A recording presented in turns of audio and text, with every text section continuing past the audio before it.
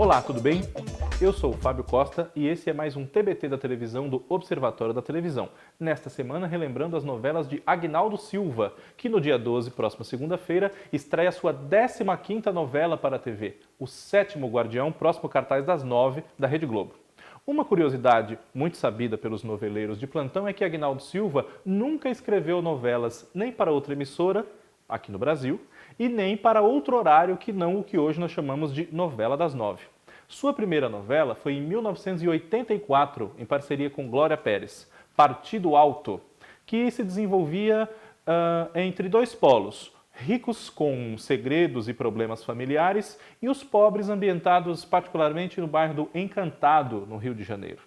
Entre seus atores principais estavam Beth Faria, Raul Cortez, Cláudio Marzo, Elizabeth Savala e Rubens Correia, que interpretava o industrial Amoedo, pai de Isadora, personagem de Savala.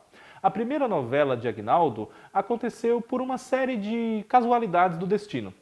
Na ocasião, ele vinha de algumas minisséries, inclusive foi ele quem escreveu a primeira delas aqui no Brasil, Lampião e Maria Bonita, com Doc Comparato, em 1982, e depois de alguns anos atuando como autor do seriado Plantão de Polícia, autor de minisséries e também de unitários especiais para a série Quarta Nobre, em 1983, Agnaldo foi convocado a escrever uma novela junto com Glória Pérez.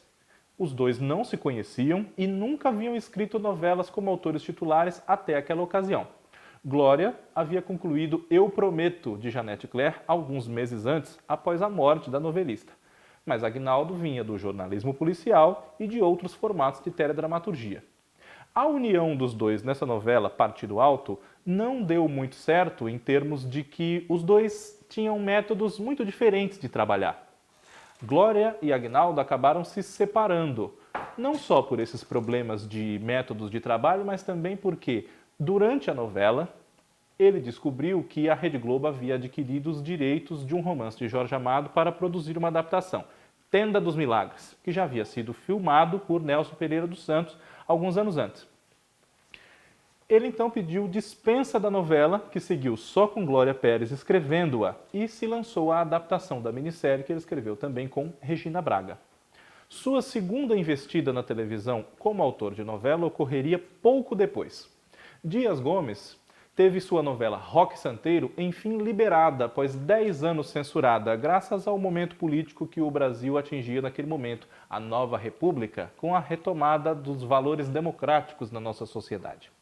Só que, na ocasião, Dias Gomes já não tinha a intenção de escrever uma novela inteira, por ser um trabalho muito massacrante, que não o agradava artisticamente, e também porque ele estava envolvido com outros projetos, também de dramaturgia, na mesma Rede Globo. Então ele indicou Agnaldo Silva para substituí-lo na condução da novela. Agnaldo, então, reaproveitou o material que Dias Gomes havia escrito na década de 70, atualizou-o e escreveu em seguida mais de 100 capítulos, até que Dias Gomes reassumiu a autoria da novela na sua fase final. Roque Santeiro consagrou Agnaldo como autor de novelas graças ao seu grande sucesso, mas a polêmica envolvendo a autoria, se de Dias, de Agnaldo, se dos dois, acabou fazendo com que só depois, com outros trabalhos, ele fosse ainda mais reconhecido, vamos dizer assim, como um habilidoso e competente autor de telenovelas que é. Em 1987, ele escreveu a novela O Outro, também das 9, protagonizada por Francisco Cuoco interpretando o papel duplo, um dono de ferro velho e um empresário, que não são gêmeos, mas são sósias, muito parecidos e trocam de lugar, graças a um acidente que os aproxima, já que eles nunca haviam se visto até ali. O grande sucesso de Agnaldo nos anos 80, sem a confusão por trás de Roque Santeiro, foi Tieta, já no final da década, escrita em parceria com Ana Maria Moretson e Ricardo Linhares a partir do romance de Jorge Amado, Tieta do Agreste. Tieta fez muito sucesso em todas as suas apresentações, inclusive recentemente foi reprisada mais uma vez pelo canal Viva, e conta, numa cidade ambientada no Nordeste, Santana do Agreste, uma história das pequenas picardias das cidades pequenas que a gente costuma ver na ficção, mas temperada com incesto, o coronelismo, o embate entre o progresso e o rendimento de uma sociedade ao turismo e, claro, carisma e simpatia de praticamente todos os personagens, que foram interpretados por um elenco muito bem escolhido. Um destaque especial para as duas personagens centrais dessa história, as irmãs Tieta, Beth Faria, que voltava àquela cidade depois de 20 anos para se vingar de ter sido expulsa injustamente quando jovem, e sua irmã invejosa e mau caráter, Perpétua, uma das grandes vilãs da nossa teledramaturgia, interpretada por Joana Fon. Depois disso, apenas em 1992, graças a uma pausa habitual na época entre um trabalho e outro dos autores, é que esse trio, formado por Aguinaldo Silva, Ana Maria Moretson e Ricardo Linhares, voltaria a escrever uma novela, Pedra sobre Pedra.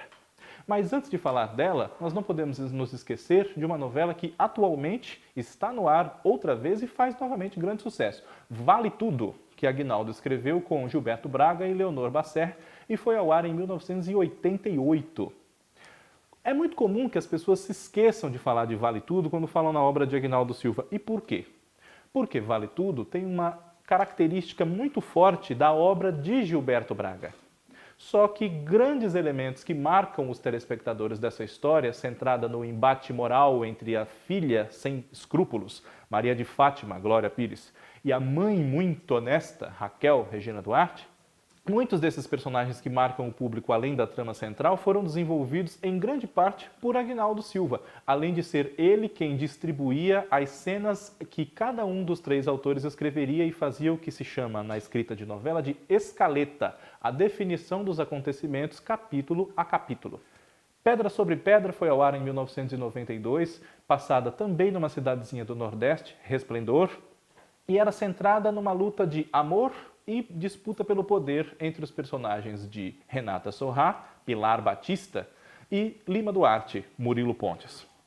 Os dois haviam sido namorados, quase se casaram no passado, mas acabaram separados por uma grande intriga do vilão Cândido Alegria, interpretado por Armando Bogos, e passaram a se odiar, embora aquele amor de antigamente nunca tivesse morrido e se apagado totalmente. Leonardo, filho de Murilo Pontes, interpretado por Maurício Matar, se apaixonava justamente por Marina, filha de Pilar, vivida por Adriana Esteves.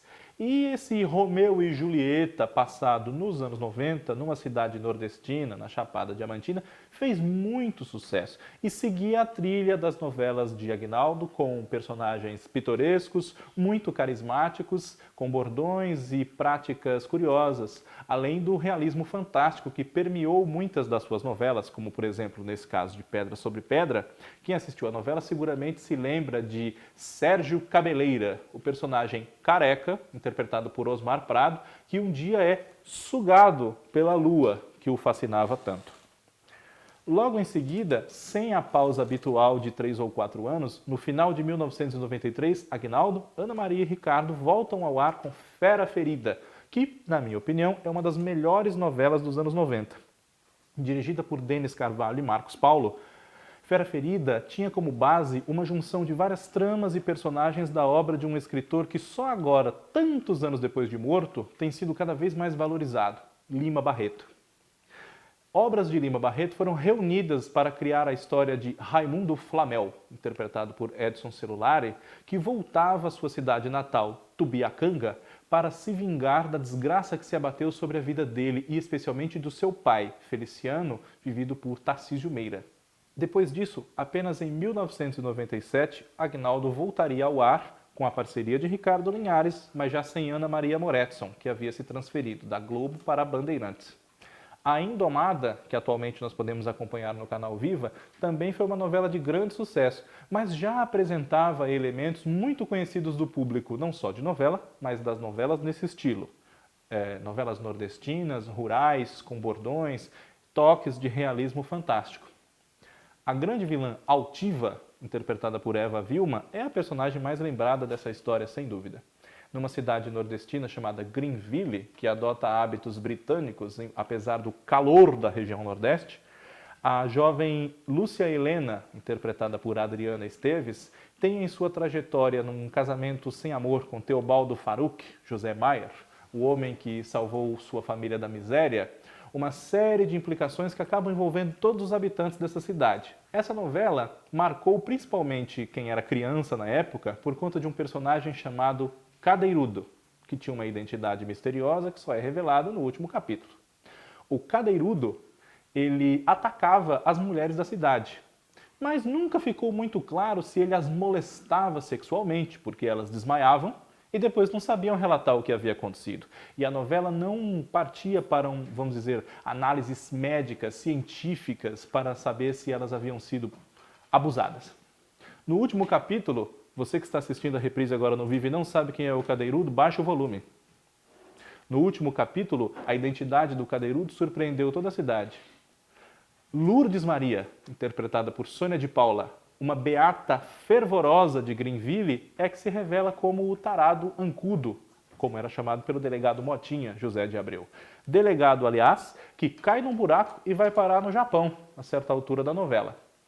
São coisas dos ingredientes de realismo fantástico que estarão de volta em O Sétimo Guardião, como já se pode ver pelas chamadas e pelo que o autor promete. Depois de A Indomada, Aguinaldo escreveu Suave Veneno, também relativamente rápido, já que a estreia foi em janeiro de 1999. Suave Veneno, provavelmente, é a novela de menor sucesso de Aguinaldo em toda a sua vasta carreira. Pelas circunstâncias da época, em comparação com as novelas contemporâneas dela, e também pela grande concorrência que havia com atrações de outras emissoras nesse horário da novela das 9, principalmente o programa do Ratinho, que na ocasião há pouco tempo havia se mudado da Record TV para o SBT e prosseguia atraindo muitos telespectadores da novela, não por demérito dela necessariamente, mas porque tinha áreas de novidade e de sensacionalismo que chamaram muita atenção, especialmente das classes mais baixas, C, D e E, que são quem vê novela, basicamente, né? Suave Veneno partia da história de um homem muito infeliz, embora fosse muito rico, Valdomiro Cerqueira, personagem de José Wilker. Para compensar a sua falta de afeto entre a própria família, Valdomiro, após terminar o expediente na sua grande empresa de construção e de mármore, a Marmoreal, se fazia passar por um humilde taxista e andava pelas ruas do Rio pegando passageiros e fazendo corridas normalmente. Numa dessas corridas ele conhece uma jovem pela qual ele fica fascinado, Maria Inês, vivida por Glória Pires. Só que, numa grande trama armada para se vingar de Valdomiro, da qual Maria Inês faz parte, ela acaba perdendo a memória e indo parar na casa dele. Tudo por conta de uma filha bastarda que ele tinha, a advogada Clarice, vivida por Patrícia França. Esse começo da novela foi um pouco confuso para muitos espectadores.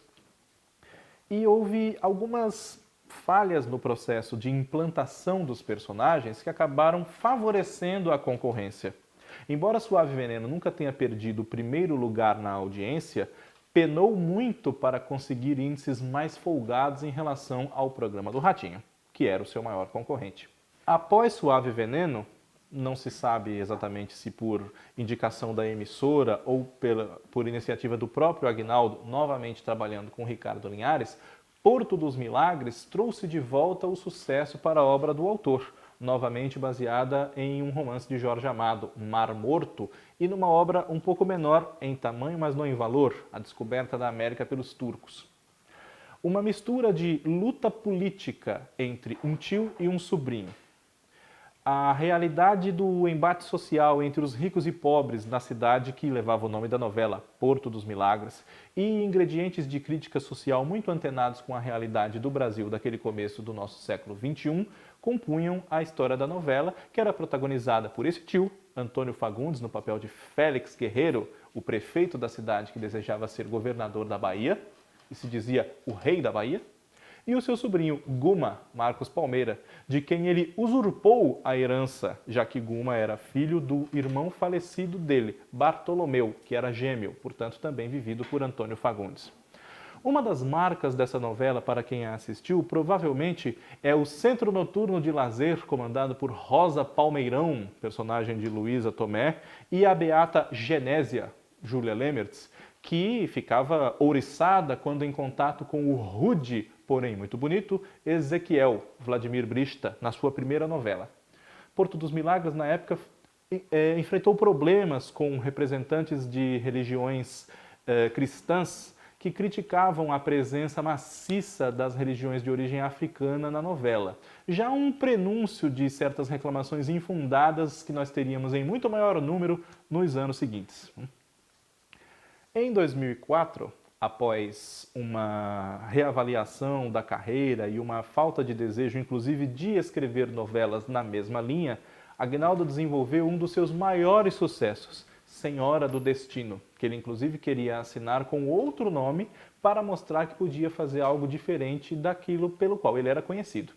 Sem a parceria de Ricardo Linhares, que havia assinado recentemente uma novela das 6, Agora é que são elas, e no momento estava terminando Celebridade com Gilberto Braga, Senhora do Destino começava em 1968 e aliava os acontecimentos políticos desse momento muito conturbado da história do Brasil com a chegada ao Rio de Janeiro de uma imigrante nordestina, Maria do Carmo, vivida por Carolina Dickmann.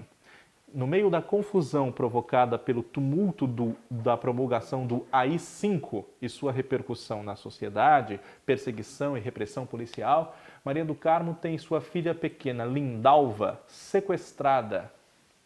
E a busca por essa filha permeia toda a novela, inclusive a relação dela com os outros filhos, Reginaldo, Viriato, Leandro e Plínio.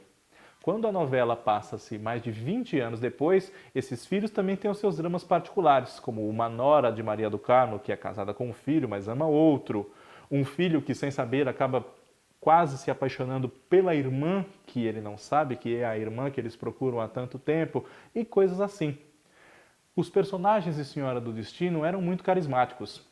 E o centro da novela ser o subúrbio e não os personagens ricos ajudou muito numa identificação da grande massa de espectadores que acorreu a ela. Um dos maiores sucessos da década passada, que já foi reprisado 2 vezes pela Globo e provavelmente será outras, se não pela Globo, logo logo pelo canal Viva, com Suzana Vieira, Renata Sorrah na pele de Nazaré, o seu ícone para a geração que a acompanhou a partir dali, depois de uma série de outros papéis, e José Wilker como Giovanni Improta, um trabalho fenomenal. Duas Caras foi o trabalho seguinte de Aguinaldo em 2007, prosseguindo a parceria com o diretor Wolf Maia, iniciada em Senhora do Destino.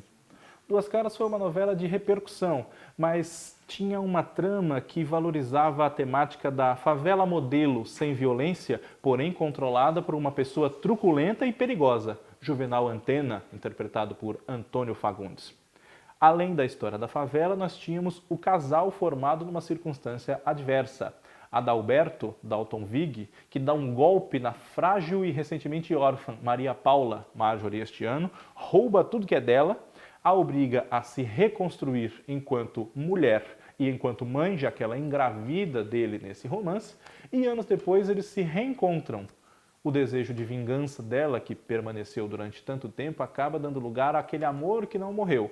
E apesar de todas as maldades que ele cometeu, a grande vilã da história se converteu na personagem de Aline Moraes, Maria Silvia, e Adalberto, ou Marconi Ferraço, como ele passou a ser conhecido após fazer uma operação plástica que modificou suas feições, tiveram um final feliz, contrariando muitas expectativas até de parte do público.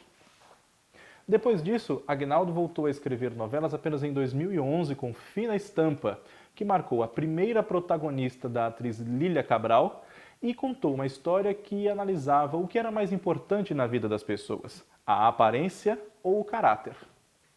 O caráter era representado, claro, pela personagem de Lília, que se chamava Griselda da Silva Pereira, mas todos conheciam como Pereirão, o marido de aluguel, que fazia trabalhos que os homens não sabiam ou não tinham a mesma aptidão dela para fazer. E ela tinha aprendido a fazer tudo aquilo quando se viu sem o seu marido, Pereirinha, José Maier, que sumiu e aparece depois na novela como se nada tivesse acontecido, inclusive exigindo, reclamando os seus direitos de marido. Griselda, ou Pereirão, se apaixonava pelo chefe de cozinha René, papel de Dalton Vig, que era casado com Teresa Cristina de Souza Velmont, personagem de Cristiane Torlone, que não tinha maiores motivações para ser tão malvada quanto era, além do ódio gratuito que ela sentia pelos pobres e pelas pessoas que não tivessem a sua classe, a sua elegância e o seu status social. Cristiane se saiu muito bem nesse papel, foi um papel de muita repercussão, mas Lília foi realmente a dona da novela, especialmente na sua relação não só com a fortuna que lhe cai no colo quando ela ganha na loteria, mas também com os problemas dos seus filhos, que eram interpretados por Malvino Salvador, Sophie Charlotte e Caio Castro. Fina Estampa foi uma novela de grande repercussão e agora, quando nós estamos próximos de terminar a década de 2010, segue como a maior audiência desse horário, por enquanto, pelo menos. Quem sabe se o Sétimo Guardião não quebra esse recorde. Vamos aguardar.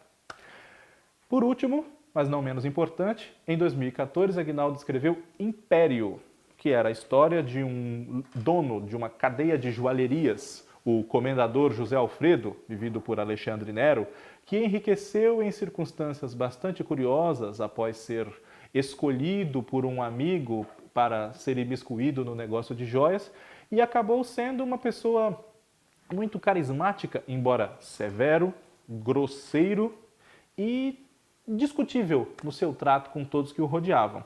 Seus filhos estavam muito preocupados com a sua fortuna, especialmente quando descobrem que tem uma irmã bastarda, Cristina, vivida por Leandra Leal, e o desafio dele não era só os filhos, mas também a esposa, Maria Marta Lília Cabral, muito preocupada na preservação do patrimônio apenas para ela mesma e os filhos que ela teve com ele. Império foi uma novela que chamou a atenção e fez sucesso para os padrões de hoje, mas não está nos melhores momentos da carreira de Aguinaldo Silva, porque ela era uma novela urbana, mas talvez faltasse alguma coisa nela. Isso, claro, a minha opinião. Alexandre Nero foi muito elogiado pelo seu papel e outros atores marcaram presença também, como Marina Rui Barbosa, os filhos de José Alfredo, Andréa Horta, Caio Blatt, Daniel Azevedo, muito bem no papel do filho mais revoltado, que tinha maiores conflitos com esse pai. Mas, realmente, a novela foi de Alexandre Nero, que foi alçado a protagonista e logo em seguida ganhou outro protagonista até um pouco precocemente, mas esse é assunto para um outro vídeo. O Sétimo Guardião, que estreia segunda-feira, retoma elementos de outras novelas de Aguinaldo Silva, especialmente, claro, o clima do realismo fantástico.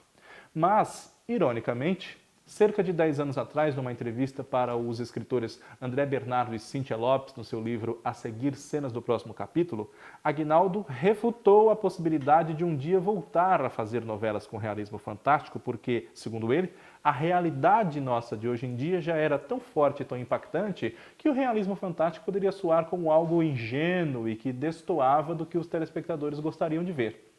A opinião dele mudou ao longo dos anos. E a sua opinião? Caso não goste desse tipo de telenovela ou nunca tenha visto uma, mas tenha seus preconceitos, também pode mudar. Dê uma chance para o Sétimo Guardião e para outras novelas nesse estilo que você tenha a oportunidade de ver no canal Viva, por exemplo. Bom, esse foi mais um TBT da televisão. Na próxima quinta estamos de volta com um novo vídeo. Inscreva-se aqui no nosso canal, fique por dentro de todas as novidades. Aproveito também para convidar você a ler as nossas críticas, reportagens, notícias, análises do mundo da TV em geral no nosso site, Observatório da Televisão, claro. E caso você se interesse pelo problema do autor ao escrever uma novela, como os que Aguinaldo teve em Suave Veneno e várias outras, leia este meu livro, que eu convido você a conhecer, Novela A Obra Aberta e Seus Problemas, que fala até Império de todas as novelas de Aguinaldo e dos seus colegas até essa época. Até a semana que vem. Tchau, um abraço.